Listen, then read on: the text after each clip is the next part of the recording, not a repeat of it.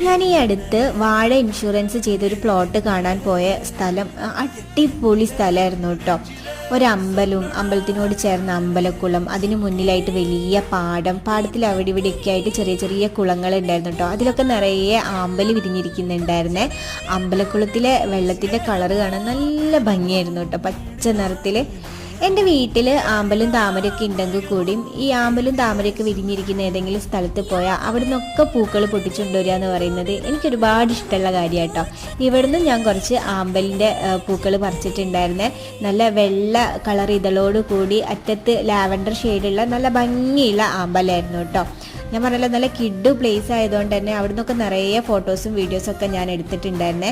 നല്ല നട്ടക്കുന്തിരി വെയിലത്തായിരുന്നു ഞാനിവിടെ പോയിട്ടുണ്ടായിരുന്നത് കേട്ടോ. അതുകൊണ്ട് തന്നെ നല്ല പോലെ ദാഹിക്കുന്നുണ്ടായിരുന്നേ. അപ്പോൾ തിരിച്ച് വരുന്ന വഴിക്ക് ഒരു പെട്ടിക്കടയിൽ കയറി അവിടുന്ന് കുറച്ച് സർബത്തൊക്കെ കുടിച്ചിട്ടാണ് ഞാൻ തിരിച്ച് പോയിട്ടുണ്ടായിരുന്നത് കേട്ടോ.